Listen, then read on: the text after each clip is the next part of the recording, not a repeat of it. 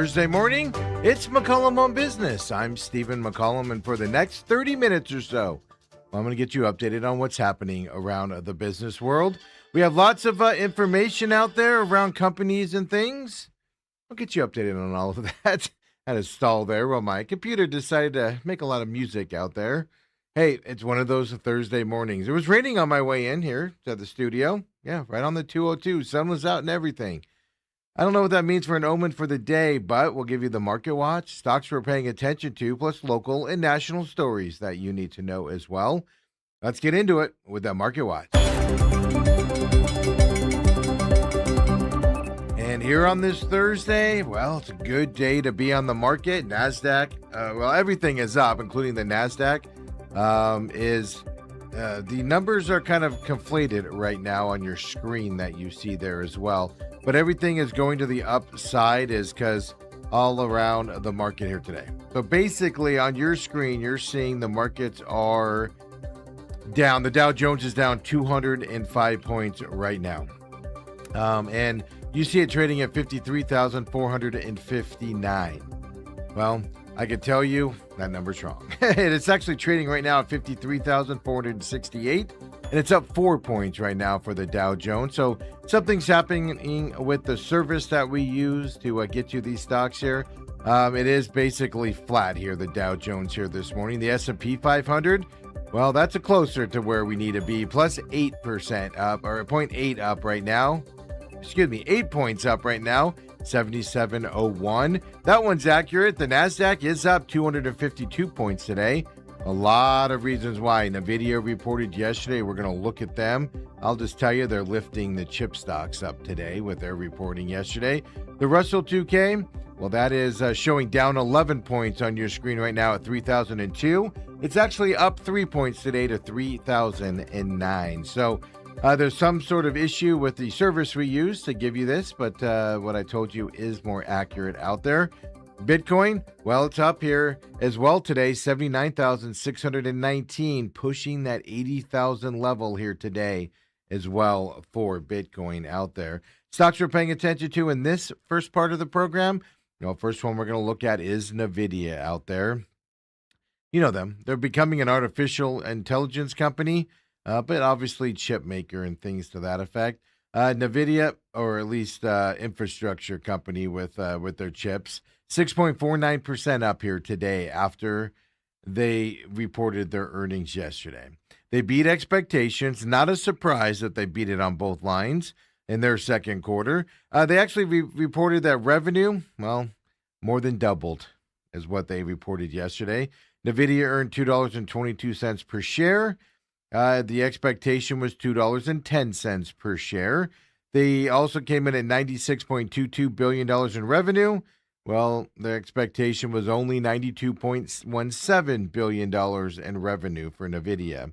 They expect revenue to rise to $108 billion in the third quarter, which is also higher than the expectation level. And don't forget, they're putting through a 15% price increase to their biggest customers. So those numbers are just getting better and better for NVIDIA. That's causing all the chip makers to rise here today based off of that reporting from NVIDIA yesterday. So we knew they were going to hit the numbers. That was expectation. The question was, how much were they going to beat them by, and would the investment community be happy with it? I think the answer here is today, this morning on Thursday, yes. The answer is yes. HP is who we're going to look at next year. The PC maker.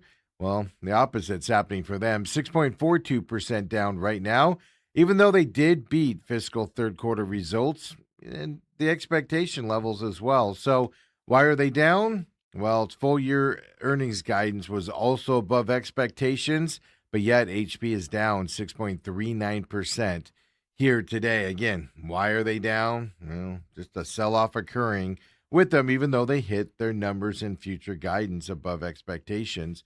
Then we're going to look at the software company called Salesforce out there. Now, these software companies, Workday, Salesforce, these types of companies, they've been up the last couple of days, and Salesforce is up 18.09% today as well. They reported second quarter results that beat the analyst expectations. Adjusted earnings of $5.90 per share. Well, that was better than the $3.27 per share that was expected of Salesforce. They blew away their earnings per share as well yesterday when they announced that. That's why they're up to 18.53% here today as well. Later on, when we come back and look at these stocks and specific stocks, Wendy's is in the news today. Dollar General and then Okta is making some waves and all over him. That's kind of the other stock besides NVIDIA that everybody's paying attention to today. Okta out there as well. So we'll take a look at those coming up. But first, the number of people filing for U.S. unemployment. Well, the numbers are basically where they've been over the last, at least the 2026 year frame. But the people that did apply for them did fall again last week, which means we're still at those historic lows. Layoffs are rare, as you know, and hiring's rare as well in this economy thing. So lots of job security for you out there if you have a job. Jobless claims did go down to 203,000 last week. It was at a revised 207,000 the previous week. But don't forget, we get all this reporting from the Labor Department, and it came out this morning. The 4-week average of claims, which, takes out the volatility of the week-to-week out there, it actually went up slightly. 205,500 is where that level went. The U.S. unemployment rate is low. It's still at that 4.1%. A lot of reasons, right? Immigration crackdown, ongoing retirement of baby boomers happening at record levels right now as well. Well, that means fewer people are competing for the jobs that are open out there as well. More than 1.3 million people have dropped out of the U.S. labor force over the past year. Yeah. Now, what we're waiting for after this reporting, well, this week's reporting on the unemployment side, the Labor Department's going to put out the August jobs report next week. Now, what's the expectation for it? It's expected to show employers added another 65,000 jobs. That's kind of what the expectation is next week. So we'll have to see with that unemployment rate and at 4.1% and jobless claims it's been all year long in that 230,000 level all year long, and we haven't strayed from it at all from that perspective. So here's the other side of it, right? Yesterday we told you Meta settled for, was that about $18 billion with those total of 49 states in the complaint being led by California's AG. But now a couple of those AGs that were in this lawsuit are saying other social media and those technology companies, well, they need to be, quote, paying very close attention to Meta's settlement yesterday out there as well. Now, specifically, Tennessee's Attorney General, his name is Jonathan Skrmetti. He came out and was making some comments to Fox Business yesterday about this. If you remember, we told you yesterday, Meta announced that it had reached that agreement with those 52 attorneys generals across states, U.S. territories, and even Washington, D.C. That's how you got to 52. That's that $18 billion payment, overhaul teen experiences on their programs like Facebook and Instagram. Now we're waiting for court approval of the settlement, but if it is approved by the court, it resolves claims filed by the 47 states. The agreement requires time limits, nighttime restrictions, stronger age checks, but more importantly, expanded parental controls for users under 18 is what Meta's agreed to. Now, the Tennessee Attorney General went on to say the changes to the platforms for Meta, well, they're ultimately more important than the actual $18 billion financial penalties side of it. By the way, more details on that payment. Meta said the payments will be distributed annually over 10 years. Participating states will receive about $12.7 billion. And then $5.3 billion, well, it will be released only if TikTok and YouTube implement specified child safety measures and make matching payments as well. So some of that settlement is Meta saying, well, we'll agree to this, but you have to get our competition to do it as well. Interesting little nugget here in this deal. The settlement between Meta and the states, it should serve as a warning, according to the Tennessee AG, to the other parts of the technology industry out there, because they're coming for you next, is what he's basically saying, right? TikTok, YouTube are next in the sites. They mentioned them specifically. Some of these AGs did as well. So just a little warning and shot across the bow here from these attorney generals in the states that settled this Meta lawsuit. Hey, SpaceX is continuing to grow, right? Even though their stock necessarily isn't. Well, they announced this week, SpaceX did, they're going to build its largest rocket launch site. Now they're going to do that in southern Louisiana. So they're going to invest $100 billion into a complex that could ultimately support thousands of Starship flights each year. So it's going to be a 125,000 acre site. It's going to be in Pecan Island there in Vermilion Parish. They're going to call it Starbase Louisiana. What an original name. It's going to be SpaceX's fourth U.S. launch location. Its second Starbase campus as well. The other one is down in southern Texas. Now, construction slated to begin in 2027. The first Starship launch is going to be planned for 2029, according to the announcement by SpaceX out there. They say this campus is going to create more than 3,000 jobs to build it. Ultimately, it could go up to 10,000 jobs in that southern Louisiana area. The complex would include launch pads, vehicle processing facilities, but even go as far as systems to produce methane fuel and even generate power there at that campus. SpaceX is considering an airport and deep water shipping capabilities to transport starships from Texas to Louisiana. Now, Pecan Island, interesting enough, is a protected habitat for dozens of migratory bird species. Right, and there was a big lawsuit with ExxonMobil that Louisiana had that they kind of ruined some of those wet areas and things to that, and they settled that with ExxonMobil. That kind of opened the way for SpaceX to come in and build this campus there. Well, SpaceX president, there's a lot of concern, obviously, over those wetlands and how protected and things they are. Well, SpaceX president did come out and say SpaceX would help fund environmental protection efforts of those wetlands with the campus going in that area as well. So SpaceX continuing its monumental growth with those launch pads and those campuses that they are building out there.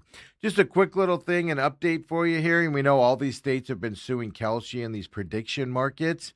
Well, the latest one to get in on there is Connecticut. They have officially sued Kalshi today to block alleged unlicensed sports gambling that Kalshi is performing on their site. So another state trying to overrule the federal government's regulation of these prediction market companies like Kalshi specifically here. So Connecticut back in to that side as well. And some of you fly all the time. I know a couple people reached out saying they love watching this show while they're flying during the beginning of the week and back home at the end of the week for their jobs and everything. And some of you like to travel, for fun and things to that effect. So what's the proper flight etiquette out there, I guess, is the bigger question. Everybody's got different etiquette and things to that effect. Well, there's some agreement, by the way, on who's to blame for bad behavior in the air. Yeah. You basically blame other travelers. We have a new survey out saying the other travelers are the problem with traveling. Yeah. So the biggest friction of being in an airplane, passengers using cell phones, laptops, those personal technology devices, either to make phone or video calls or even to watch television shows or movies, specifically without your headphones. Yeah. This is a survey of 2,500 U.S. adults by travel site The Points Guy, which they call TPG, and even YouGov. This survey of 2,500 people came out that the most annoyance is no headphones, folks. According to the survey, 40% of passengers think airlines should ban phones and video calls aboard an aircraft. And that's going to start becoming a thing again because of Starlink on aircrafts. They're going to be allowing the audio calls and FaceTime and things to those effect. Now, 27% cite such noise as the most annoying passenger behavior that you could possibly do. That's shoes off, that's shoes up on the wall, that's your seat back, all of that noise from your device. People don't want to hear it. Airlines are well aware that customers are sensitive to noise coming from their neighbors' devices. If you remember earlier this year, with February-March timeframe, United Airlines said that they amended their policies to require all passengers wear headphones when listening to audio. And they went so far as to say, by the way, that includes scrolling just social media feeds, right? Anything with audio. They got specific in their amendment of their policies. But they also said in that policy they reserve the right to boot passengers who don't follow the policy. They can even ban you from flying, put you on that no-fly list as well if you continue to kind of mock that policy by United. So, what is the biggest debate that you have out there in terms of flying, or the one you've heard over the years? Yeah, are you allowed to recline your seat or not? Well, a majority, 51% of adults in this survey said it's okay to recline your seat. Yeah, only 10% of respondents said it's never acceptable to recline in flight. By the way, that has gotten better over the years. Before it was a majority of people said don't recline your seat. And it's kind of moving a little bit, or your seat. It's kind of moving a little bit. Now, the other argument is armrest, right? Only 11% in this survey said middle seat passengers may automatically claim both armrests. Kind of the thought process is if you're in the middle seat, you're more cramped, you get both armrests. Only 11% said that's an acceptable demeanor. Yeah, the window and aisle people being a little selfish, if I my opinion. The U.S. Department of Transportation launched a campaign last year to encourage Americans to dress more respectfully on flights. Right, that's another concern. The way people dress, pajamas, casual wear to get on the flights to be comfortable out there. And my argument is if the airlines keep kind of shrinking their planes and making it uncomfortable to fly, people are going to continue to get more comfortable when they fly. But in this survey, more than 7 in 10 respondents to the survey, they said the most appropriate attire is, quote, whatever is comfortable, unquote. So most majority people say just wear whatever's comfortable. That includes athletic wear. That includes lounge wear as well. Here's the thing, though. Only 9% of the respondents said passengers should don more professional attire. Yeah. My opinion is the airlines are squashing you. It's not a privilege to fly anymore. They're squeezing your seat sites. You have no room in there. The rules and regulations, they're charging you more and more and more to fly. Yeah, so be casual. Be as comfortable as you need to be to sink into those seats out there as well. 9% disagree with me on that, though, with saying you should be professional. But then here's the other side of it. How comfortable should you get? Yeah, 1% of the respondents thought pajamas were acceptable on airplanes.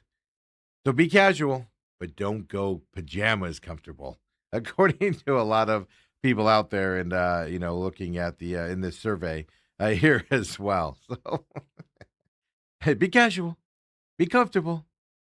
Don't go pajama comfortable. Yeah. And it's official, folks. Olivia Rodrigo fans, get ready. Buckle up. She's getting her very own Baja Blast over at Taco Bell. Yeah, Taco Bell's partnering with Rodrigo to bring You Seem Pretty Pink for a Baja Blast. Yeah, a pretty pink take on the iconic drink. And it's coming to life, by the way. It's officially coming your way. It's set to roll out at Taco Bell restaurants nationwide September 24th.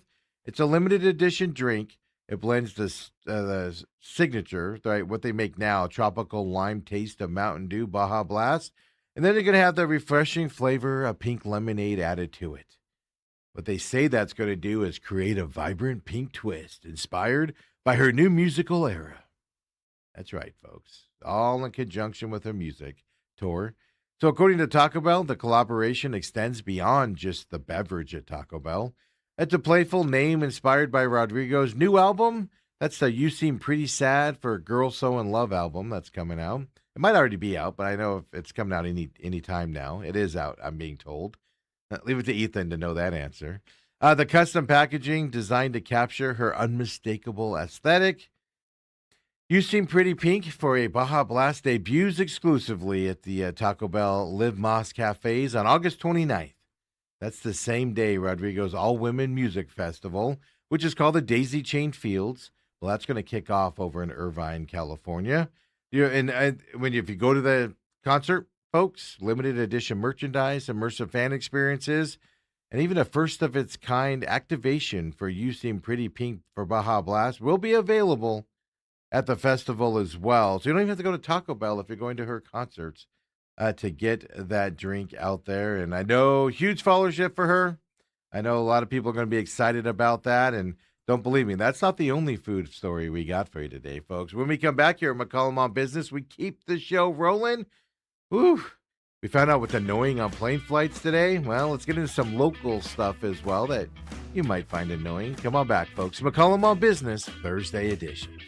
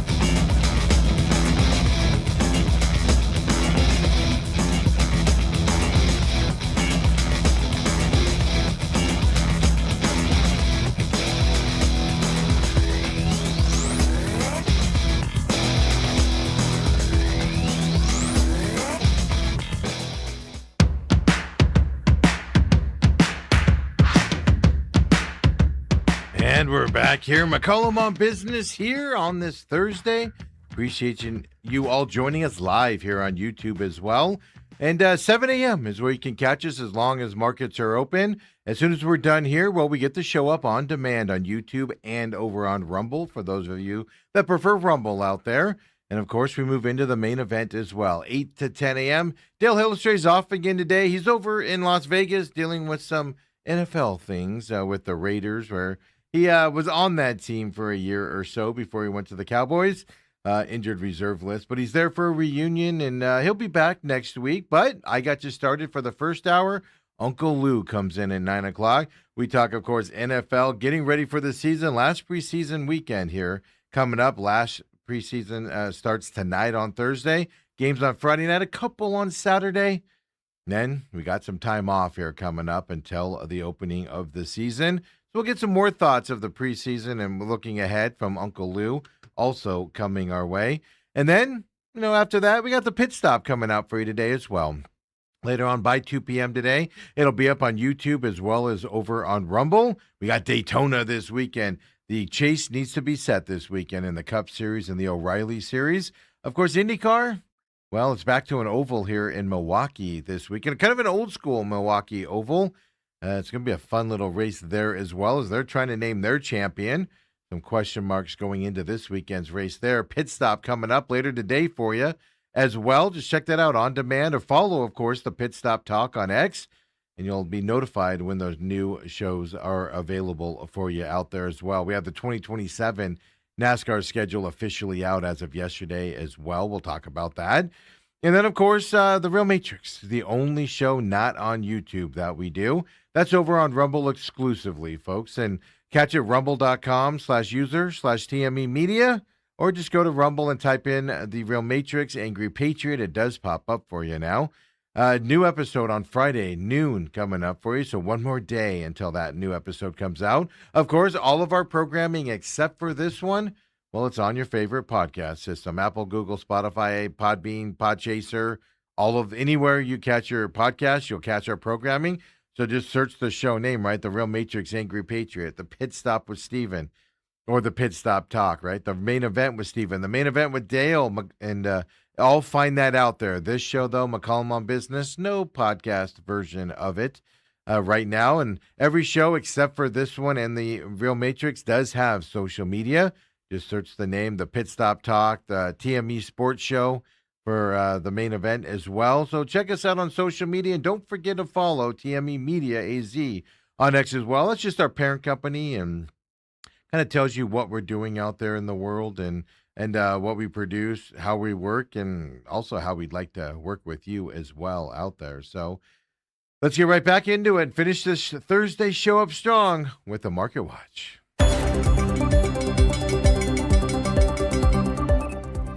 And let's see if it's updated at all. It has not for some reason, and I apologize for this, folks.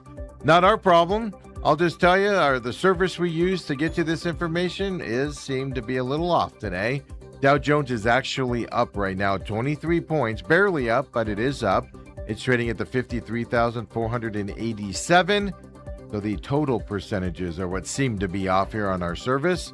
As well, the S&P 500 is up 37 points right now to 77.13. At least that's a little bit. It's showing a positive for that. The NASDAQ is up 308 points right now, 26,438.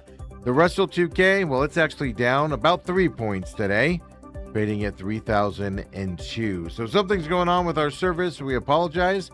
The Bitcoin number is correct, though. It is pushing 80,000 today, 79,828. What it's trading at for Bitcoin and the cryptocurrency here this week. And it's been a week of cryptocurrencies being up here finally after last week's run up as well from that side. Kansas City Fed, that gentleman, he says inflation is stubborn, not sticky out there. So we're starting to see that wording from the Fed as well as they're in Jackson Hole, Wyoming for a symposium, no official meeting this month as well. And the U.S. reports are the U.S. is considering fresh round of tariffs on semiconductors. That report's out there as well. And obviously NVIDIA is kind of the big story today. And a company stock named Octo, which we'll get to in just a moment. But first I want to look at Wendy's stock here in this segment. You know, the burger chain, they're struggling out there and closing a bunch of restaurants. They're doing that $1.99 nuggets, 10-piece nuggets. We tried that yesterday and got that. You have to go through the app when you order, and they scan it, and they give you the discounts out there. $1.99, 10-piece nuggets with another purchase. Well, Wendy's is down 12.39% right now as well. Reuters has come out and reported that a company called Trian Fund Management, well, it says they do not plan to drop by Wendy's. The rumors before was that they were trying to look into buying them. The reason why? Concerns about the company's strategic direction. Yeah, private equity, at least this private equity company is refusing to buy Wendy's because of their strategic directions. So this company, Trian Fund Management, was previously planning a bid to take the company private earlier this month. They backed out of it now. Wendy's down 12.39% as of right now on that news. And then you got Dollar General out there as well. They raised their full earnings guidance, and they're up 7.01% today based off of that news. Dollar General sees profit between $7.80 and $8 per share. Well, before they had it ranged in the area of $7.20 and $7.45 per share. Big upgrade here in full year's earning guidance. Probably why they're up 7.11% here today. Dollar General also said that it intends to repurchase shares under its existing share repurchase program in the second half of the fiscal year ending January 29th of 2027. So share buyback coming for Dollar General as well. So here, it just dipped down below 7%, but their future guidance is a big upgrade for Dollar General. And then that company, the other company besides NVIDIA that everybody's looking at today, that would be Okta out there. Their second quarter results exceeded analysts' expectations. They did this reporting yesterday. 23.37% up on the market today as well. Okta reported adjusted earnings of $1.05 per share. That's above the 97 cents per share that they were expecting out there. $805 million is what they came in revenue for the quarter. The expectation was only $795 million in revenue. They also raised its earnings and revenue guidance for the full year. That's why Okta is being watched today. 23.12% up for Okta out there as well. And let's get into some local stories here as well that you need to know. Interesting enough, yesterday, Tempe became the latest city to not just take down their flock cameras or stop using them, cancel the flock contract altogether as well. City of Tempe came out in a social media post and announced this as well. They said that they turned off its flock license plate reader cameras and they are ending. They didn't say, we'll talk to the company. They said we are ending our contract with them. They also said they're not going to look at any other companies to replace the flock systems. So they went on to say in their social media posts, because this is kind of the narrative around the flocks. These cameras have helped our police officers do their jobs, and we don't discount that. But the risk of misuse is too great. We have to be able to provide public safety in a way that maintains the trust of our community. For Tempe, that means taking our cameras down. Mesa, Phoenix are ones that aren't taking them down. Queen Creek's keeping them as well, I believe, or Santan Valley. But several cities are taking them down because of misuse things. My issue with the flock cameras is simply this. They assume we're all guilty of something because they're surveilling us constantly.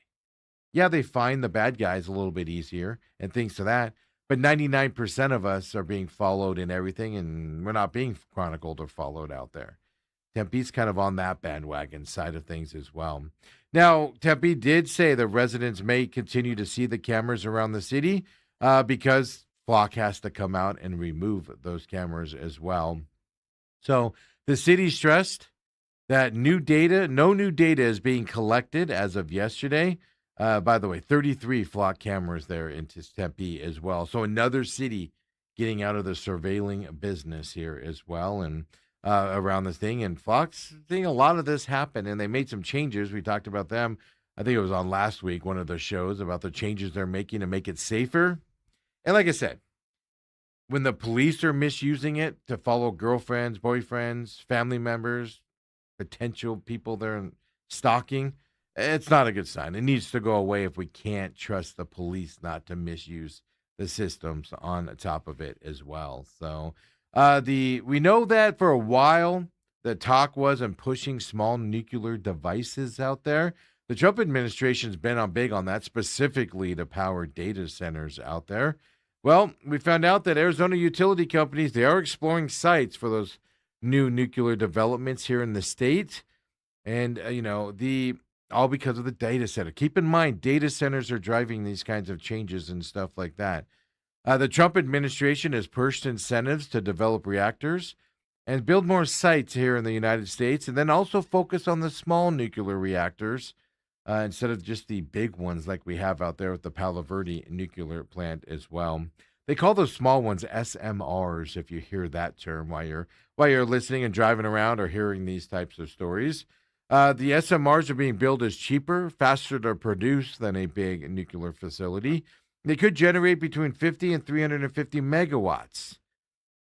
Traditional reactors, they do 550 to 1,500 megawatts of production in that range as well. But the problem is the technology is unproven out there here in the United States.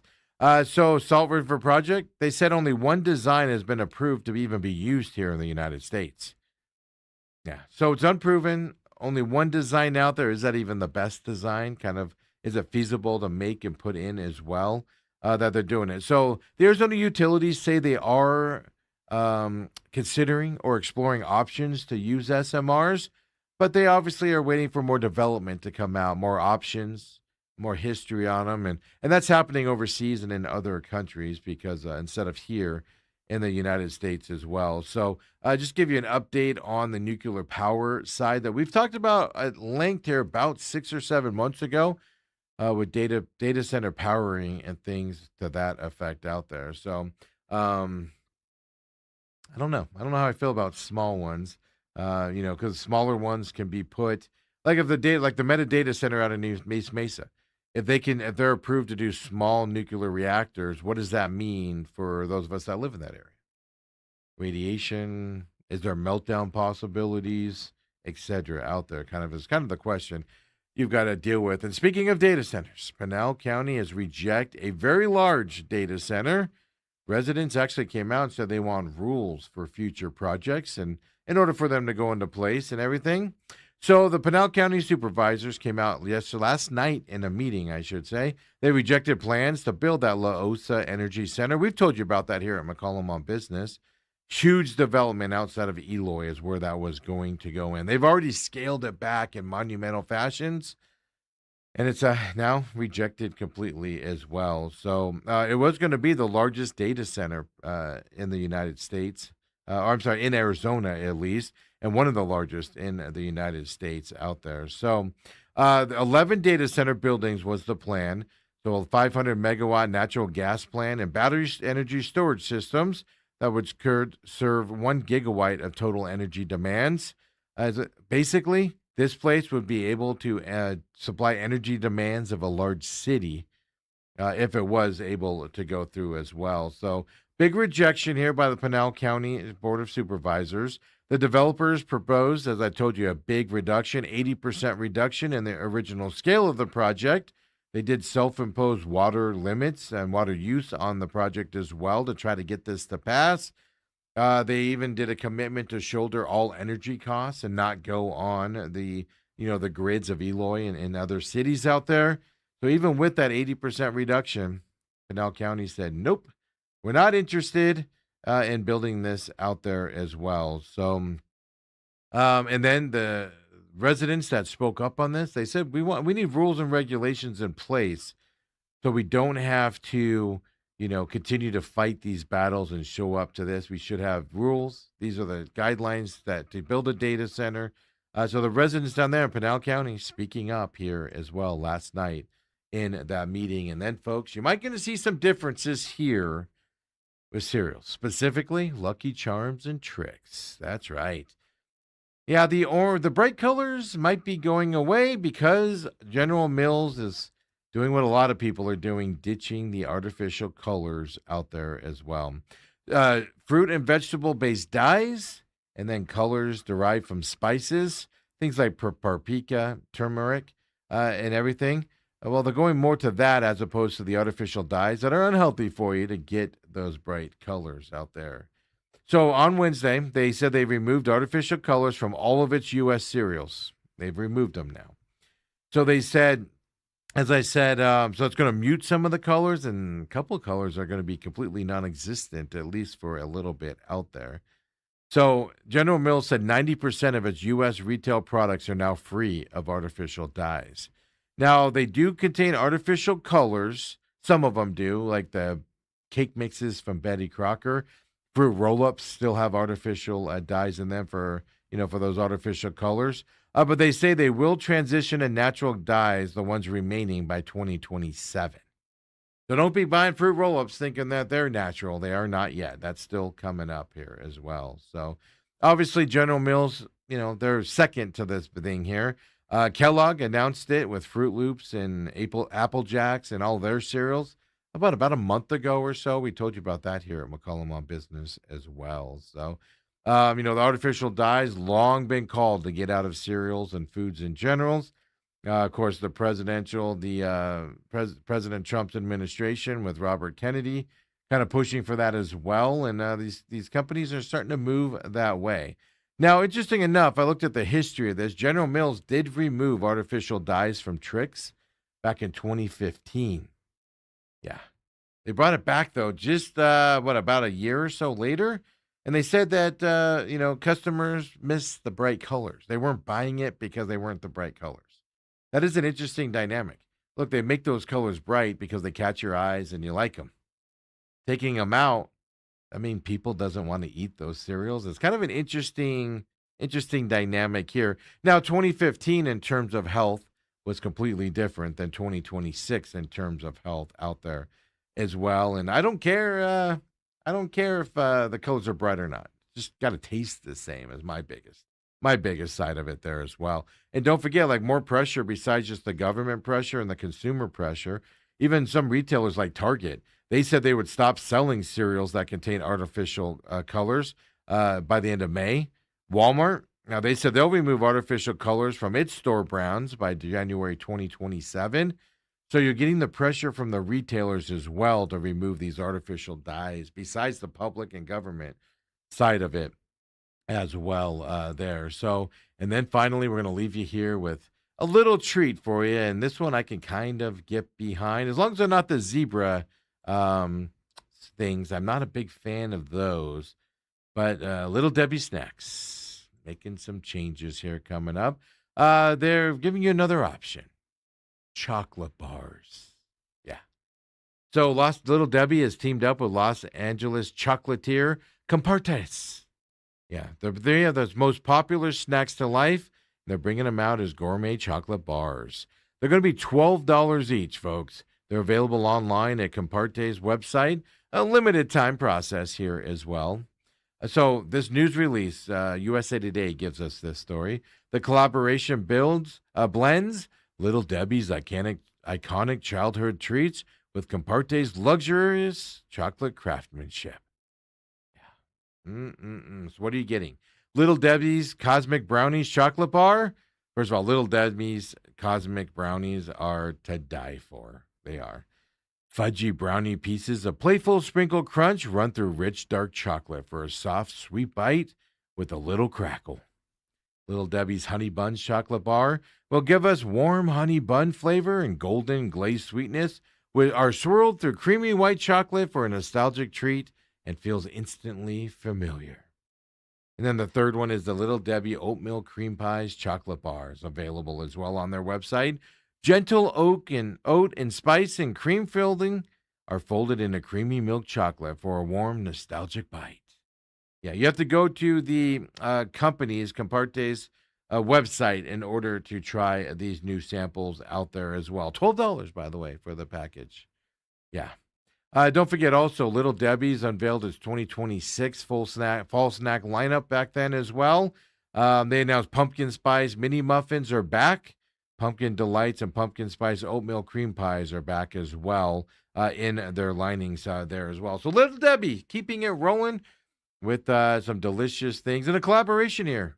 So instead of just the brownies, now you get a chocolate bar infused in it as well. And that sounds yummy, folks. That one does sound good. I might have to log in. I might have to throw away $12 for some chocolatey brownie goodness out there for those cosmic brownies. Hey, I appreciate you joining me here from McCollum on Business here on this Thursday. We'll be back tomorrow, 7 a.m. on Friday. Come and join me, would you? Coming up at 8 o'clock, it's me. I'll get you going for the first hour. Lots to talk about. Cardinals in Green Bay. Diamondbacks end up winning the series against the Cubs yesterday. Lots to talk about, including this. I don't understand the controversy of this balk. The refs made it miss the call. Everybody's losing their mind. I'll fill you in on that. It does kind of crack me up how all of a sudden, there's one thing about balks that I know. Nobody knows what a balk is. And it proved it yesterday out there with all the people claiming to know what they are. Yeah, we'll get into that. It's going to be fun, folks. We'll bring some light to it. And, of course, Uncle Lou coming up at 9 o'clock. Live on YouTube coming up. TME Media AZ. Don't forget to give us a follow, like, and subscribe, folks. We'll see you then. Have a great afternoon. Thursday night. We'll see you tomorrow, everyone.